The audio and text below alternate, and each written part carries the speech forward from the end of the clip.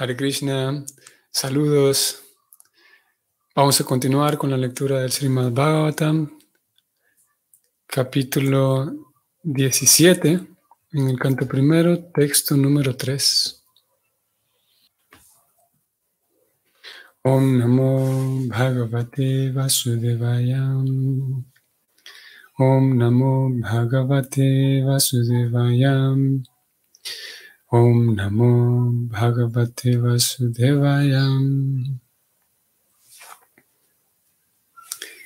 Gamchadharma Dugam Dinam Brisham Shudra Padahatam Visatsam Ashruvadanam Ksamam Yavasamichatim. La traducción es la siguiente. Aunque la vaca es beneficiosa porque uno puede extraer de ella principios religiosos, ahora se la había empobrecido y dejado sin terneros. Sus patas estaban siendo golpeadas por un shudra. Tenía lágrimas en los ojos y estaba acongojada y débil. Ella anhelaba tener un poco de pasto del campo. Vamos al significado.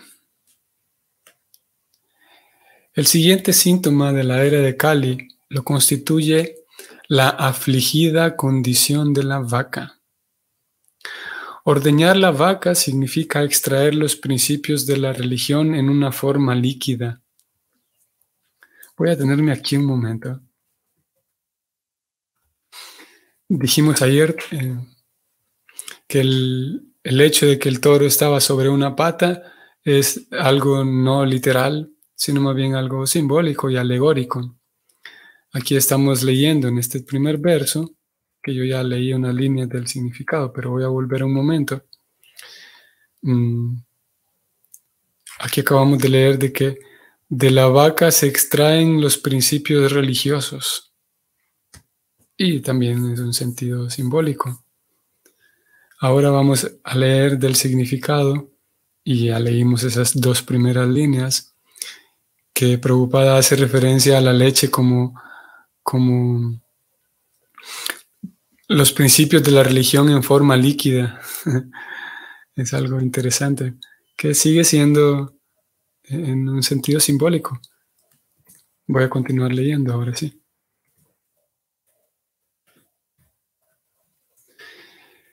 El siguiente síntoma de la era de Kali lo constituye la afligida condición de la vaca. Ordeñar la vaca significa extraer los principios de la religión en una forma líquida. Los grandes rishis y munis vivían únicamente de leche.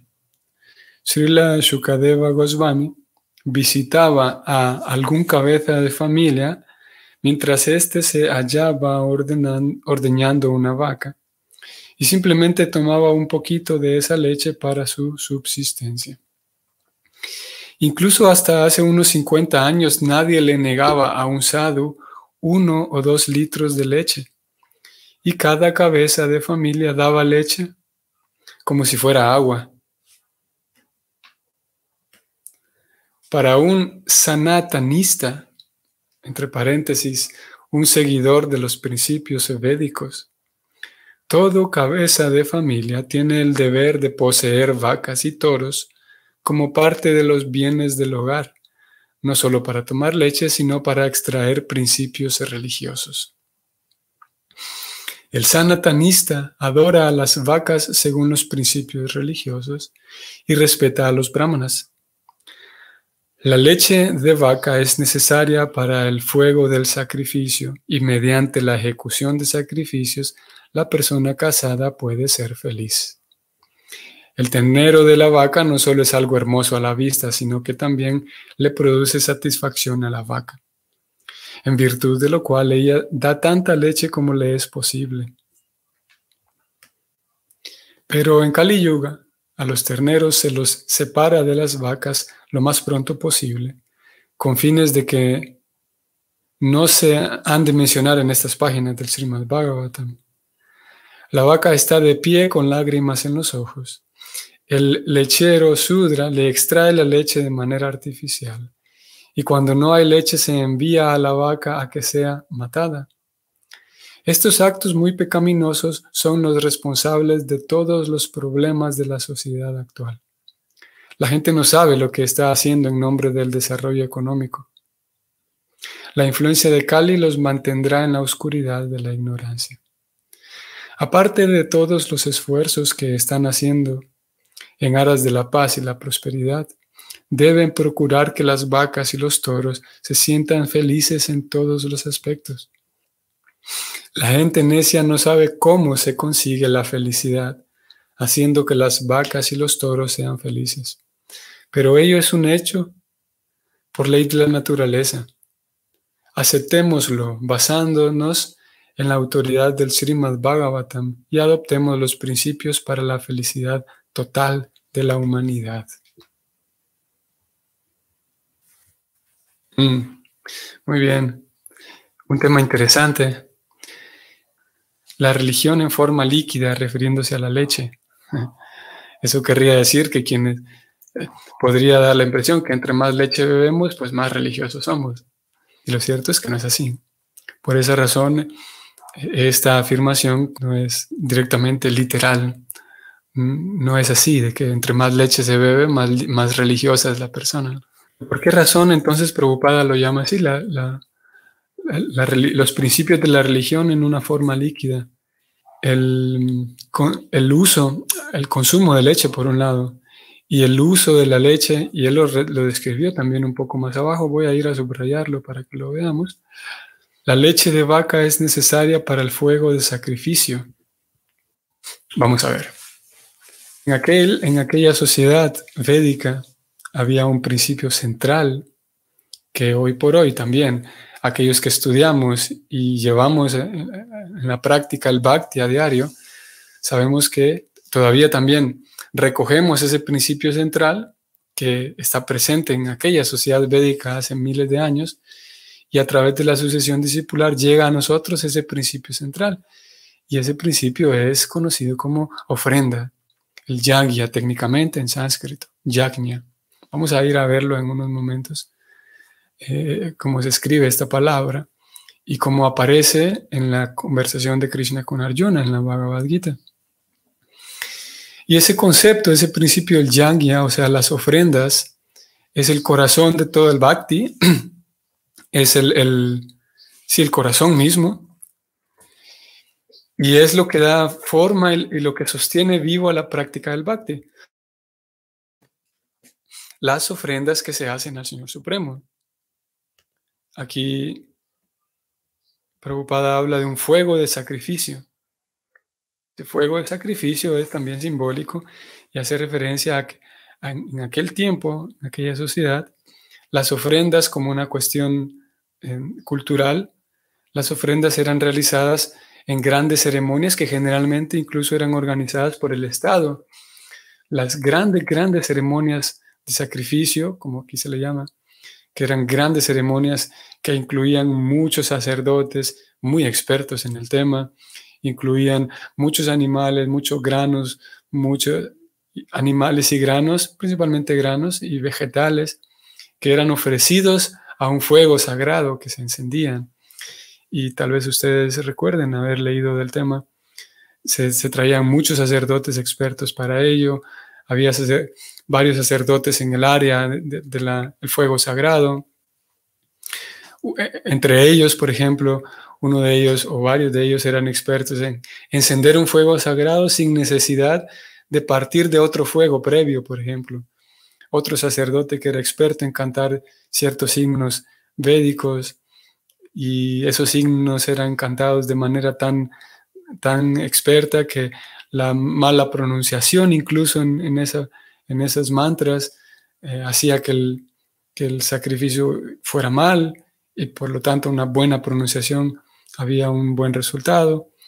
Y se describe en algunas ocasiones, Prabhupada lo hace, como esos grandes sacrificios, de ellos participaba mucha gente, y como lo hemos dicho también hace algunos días, todas esas ceremonias rituales generan un ambiente de mucha devoción y de mucha trascendencia y un ambiente así muy solemne que crea en el ambiente, crea una impresión mental en las personas y pone en contacto a las personas con aquel fin trascendente de la vida.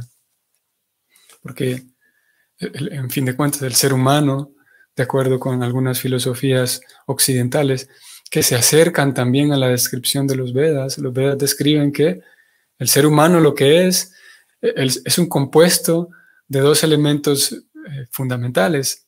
El ser humano es una mezcla entre cuerpo físico y alma espiritual, y a lo que llamamos hoy por hoy un ser humano. Y ese ser humano, en fin de cuentas, de esos dos componentes, el componente más importante es el componente espiritual.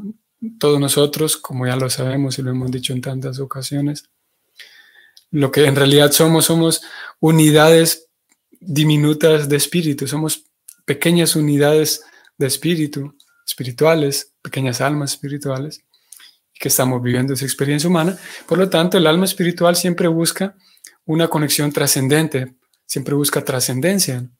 Es por esa razón que durante todas las culturas, todas las épocas, siempre el ser humano busca respuestas trascendentes, ya sea que las busque en el mar, en el sol, en la lluvia, en el bosque, en los árboles, en la naturaleza, porque el alma necesita una respuesta trascendente para su vida.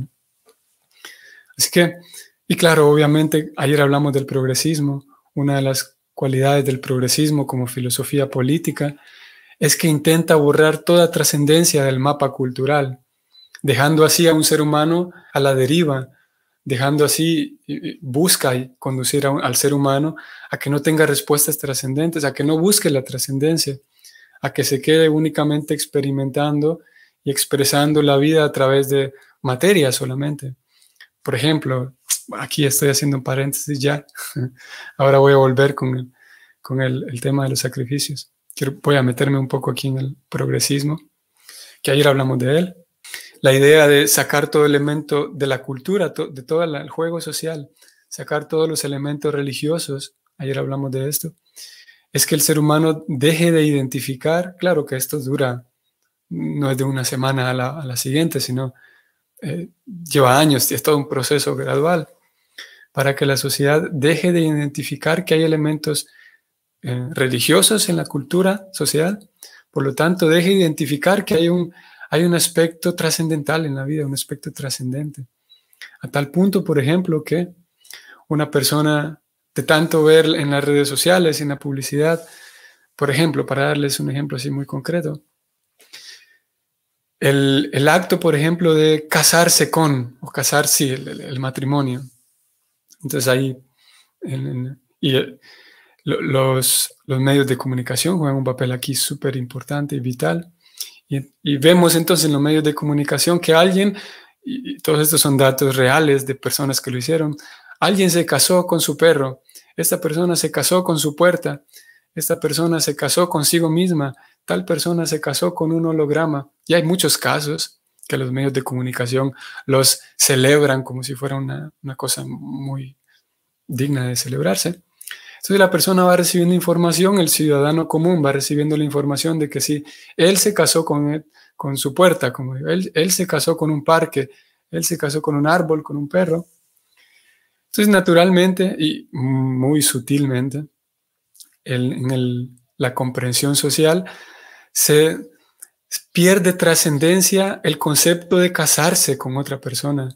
Se vuelve tan vano, al menos el significado, la persona esta noticia le hace que pierda significado trascendental el acto mismo del matrimonio, que es, como hablábamos hace un momento, de aquellas grandes ceremonias de fuego, en donde había un fuego sagrado, en donde habían tantos elementos sagrados, como un fuego, los mantras sagrados, los sacerdotes que participaban de ello, el Estado mismo convocando a las personas para que participen de todo esto, hacía que las personas recuerden que hay un elemento trascendental en la vida, y ese elemento trascendental es ella misma como alma. Por lo tanto, vale la pena mantener vivo un vínculo trascendental en mi vida, buscar respuestas trascendentales y más allá de lo material. Y no solamente era un recuerdo para las personas, sino que en esas ceremonias se palpaba, se podía respirar ese elemento espiritual, que es real, ese elemento espiritual en la vida. Por esa razón el Estado organizaba todas estas ceremonias para que el ciudadano común recuerde cada tanto que sí, y saboree y pueda percibir el aroma y saborear y tener esa experiencia completa, integral en su vida de que lo espiritual es real. Ahora volviendo como digo, con el posmodernismo, que intenta borrar todo tipo de trascendencia, incluso algo que es tan vital para la vida del ser humano, que es su núcleo familiar, que es dentro de un juego social, dentro de un mecanismo y un tejido social. La familia es la primera institución que crea valores, el valor de la lealtad. Yo aprendo que hay alguien más que da la vida por mí. No hay ningún otro círculo y núcleo social en donde los miembros están dispuestos a dar la vida por el otro. Solamente se da eso en la familia. Por lo tanto, hay más posibilidad de que las respuestas trascendentales y espirituales estén presentes en un núcleo familiar o en el núcleo familiar. Y en el momento en el que la persona identifica que alguien se puede casar con su perro, con su puerta, consigo mismo, con un holograma, gradualmente va perdiendo significado trascendental el concepto de casarse con alguien, a tal punto de que él pierde esa trascendencia. Y como digo, un ser humano que desvinculó de su vida la trascendencia es un ser humano en un sentido que vive solamente la mitad, por lo tanto no va a vivir pleno. Y vive una mitad que es la mitad material de la vida, vive una mitad que por su propia definición no podrá darle plena satisfacción al alma. Entonces, ahora sí, volviendo con los sacrificios y las ceremonias que el Estado organizaba, un elemento principal en esas ceremonias era el combustible que mantenía vivo el fuego sagrado, y ese combustible era la mantequilla que se hacía partiendo de la leche. Por esa razón, aquí se habla de los principios religiosos en forma líquida, es porque en la ecuación trascendental, en la ecuación divina dibujada desde la Bhagavad Gita, y aquella ecuación que se mantenía viva en las comunidades antaño, en la sociedad védica, siempre estaba presente el fuego sagrado, importante, un sacerdote que sepa encender el fuego sagrado, otro sacerdote que sepa cantar mantras y sepa cómo ofrecer los elementos al fuego sagrado, y alguien que sepa cómo mantener vivo el fuego sagrado, mantenerlo ardiendo. Y para mantenerlo ardiendo se requería muchas cantidades de mantequilla, por lo tanto se requerían muchas cantidades de leche. Y de acuerdo, y en ese esquema también, y en esa ecuación, se describe que si se realizan con constancia esos fuegos, esas ceremonias de fuego sagrado, para ofrendar algo al fuego sagrado, eso trae prosperidad y un vínculo espiritual y satisfacción espiritual a las personas. Por lo tanto, el combustible que hace que el fuego sagrado se mantenga vivo es vital. Y es así que entonces, por esa razón vemos aquí la importancia o podemos comprender bajo esta descripción la importancia de la necesidad y la importancia de las vacas en aquellas sociedades. Y Prabhupada lo acaba de mencionar. Y no solamente de las vacas, lo leímos también hace unos días, la importancia de lo importante que era para el Estado mantener protegidos a los brahmanas, a los sacerdotes que sabían cómo encender ese fuego sagrado, por ejemplo. Sabían cómo organizar hacer toda aquella ceremonia que era de beneficio para toda la sociedad. Por esa razón, esos dos elementos, los sacerdotes, los brahmanas y las vacas, eran elementos fundamentales para mantener viva esa trascendencia. Existe este mantra, ustedes lo saben, algunos de ustedes lo saben, lo conocen, que hace referencia a Krishna como Dios, como Krishna. Por su propia naturaleza de pensar en el bienestar de todos, primero él piensa siempre en el bienestar de dos seres vivos, ya que estos dos seres vivos le permiten a él, ya que Dios está pensando en el bienestar de toda la sociedad, él ejecuta esa acción de cuidar de todos a través de dos seres vivos. Estos dos seres vivos son los sacerdotes, los brahmanas y las vacas. Y este mantra dice que Namo Brahmanya Devaya Go Brahmana Hitaya Cha Yagat Ditaya Krishnaya Govindaya Namo Namah. Algunos lo conocen. Ese mantra dice que Krishna tú estás siempre pensando en el bienestar de las vacas y los brahmanas. Así, en pocas palabras. Y la razón es esa. Es porque esa combinación hace que todo el cuerpo y el tejido social no solamente esté feliz, no solamente que la sociedad esté en paz y tranquila, sino que la sociedad esté con un vínculo espiritual vivo y palpable, de tal manera que entonces eso va a dar plenitud y tranquilidad. Vamos a ir al texto nuevamente. Es curioso, estamos en el capítulo 17 y hasta este momento es la primera vez en la cual Prabhupada introduce este término, un sanatanista, que puede sonar parecido como un satanista. Y aquí lo define él como un seguidor de los principios védicos. Vale la pena anotarlo esto, ya que es la descripción técnica, un tecnicismo de un seguidor de los principios védicos, que puede ser llamado un vedantista también, pero aquí él lo llama un sanatanista, que si bien es verdad él introduce este concepto, no es algo muy recurrente en toda la obra de Prabhupada, no es que él usa con frecuencia este término, por alguna razón él lo introduce aquí y deja de usarlo en trabajos próximos, posteriores. Sin embargo, aquí él lo introduce. Sanatanista hace referencia a alguien que sigue el Sanatan Dharma. Voy a ir a la pantalla para quienes están viendo. Voy a escribir aquí Sanatan Dharma. El Sanatana Dharma es una de las formas en las cuales se describe aquel sistema social que le permite a todas las personas estar vinculados con su realidad espiritual.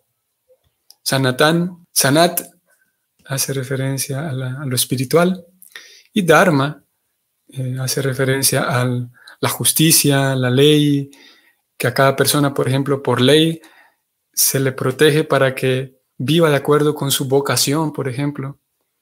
Eso incluye el Dharma, que el Estado vela porque cada persona pueda ejecutar su propia vocación y sea feliz ejecutando labores y se gane la vida con su propia vocación y por lo tanto le aporte a la sociedad un beneficio porque está feliz aportando algo que es natural para ella y al mismo tiempo vinculándolo con Dios. Y ese sistema se llama Sanatan Dharma.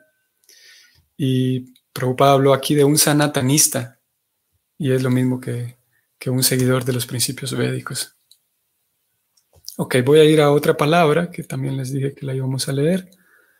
Vamos a leer Bhagavad Gita capítulo 4, en donde él habla del conocimiento trascendental. Y voy a mostrarles algo muy interesante. El contexto es que Krishna viene hablando en todos estos versos. Vean, voy a leer este 25 brevemente y Krishna dice que algunos yogis adoran perfectamente a los semidioses ofreciéndoles diferentes sacrificios, como ya hablamos hoy de los sacrificios. Otros ofrecen sacrificios en el fuego del Brahman Supremo. Todos estos versos Krishna va a describir a diferentes personas que ofrecen diferentes sacrificios. Y vean lo que menciona en el texto 30, Krishna. Todas las personas que ejecutan sacrificio conocen el significado del sacrificio, se limpian de las reacciones pecaminosas. O sea que al momento de yo ofrendar algo, por esa razón el concepto de la ofrenda es central, porque el acto mismo de ofrendar me limpia a mí de reacciones pecaminosas, me limpia a mí de tonterías que hay en el corazón. Leo nuevamente el verso. Todos estos ejecutores que conocen el significado del sacrificio se limpian de las reacciones pecaminosas. Y como han probado el néctar de los resultados de los sacrificios, o sea, se han visto a sí mismos cómo quedan limpios después de ejecutar sacrificios, entonces avanzan hacia la atmósfera eterna suprema.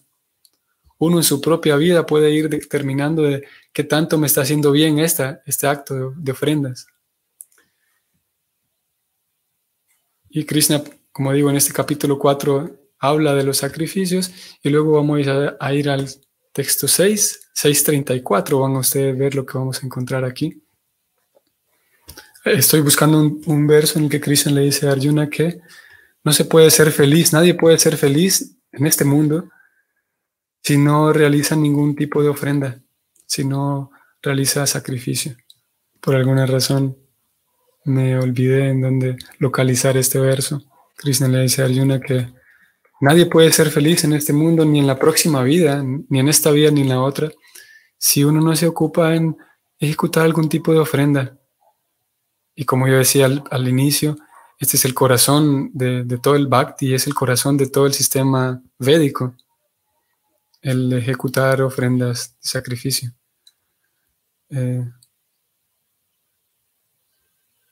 Todavía estoy ahí un tanto con un sinsabor por no haber podido encontrar este verso. Estoy tratando de encontrarlo. Bueno, el punto es ese. Vamos a terminar ahí entonces. El sistema de vida hoy actual es muy cruel hacia con los animales, es muy cruel hacia con las vacas. Sabemos las cantidades industriales mediante las cuales hay mucha violencia hacia las vacas, el consumo de carne directamente, la matanza directamente hacia las vacas, el consumo de leche que tiene de por medio mucha crueldad. Algunos Vaishnavas concluyen, por lo tanto, que lo mejor para ellos es no consumir más leche industrial. Algunos Vaishnavas consideran que seguir consumiendo leche industrial, leche de vaca industrial, no está del todo mal. Hay opiniones diferentes. Estas dos opiniones están allí en la sociedad de devotos y ambos tienen sus razones para algunos seguir consumiendo leche industrial de vaca y algunos dejar de consumir leche industrial, leche que viene de la industria, pues. Curiosamente, Prabhupada, cuando hablaba de este tema, curiosamente, él siempre hacía referencia al seguirse, al cultivar una vida en la bondad. Él siempre hacía referencia al mantenerse siempre ofrendando y mantenerse siempre en contacto y en vínculo con Krishna. Curiosamente, él nunca hizo referencia al ayudar a las vacas dejando de consumir leche industrial. Eso es un dato interesante. Él siempre hacía referencia y siempre de manera explícita y directa hablaba del evitar comer carne y los 4 principios fundamentales que ya conocemos. El dejar de consumir carne, huevos, pescado, mariscos y todo ese tipo de alimentos que son incluso derivados de la matanza de un animal. Pero es siempre curioso el hecho de que nunca puso al mismo nivel el dejar de consumir leche industrial, leche de vaca industrial. Nunca lo puso al mismo nivel y de hecho nunca lo refirió así de manera directa. Es curioso, como digo, y algunos devotos de todas maneras deciden, algunos Vaishnavas deciden no participar de eso y dejar de consumir esa leche industrial. Leche comercial, mejor dicho, que viene de la industria muy cruel con la matanza de las vacas. Ok, seguiremos hablando de estos temas en los días siguientes. Espero que sea un día grato para ustedes, un día provechoso y nos vemos mañana. Saludos a todos. Hare Krishna.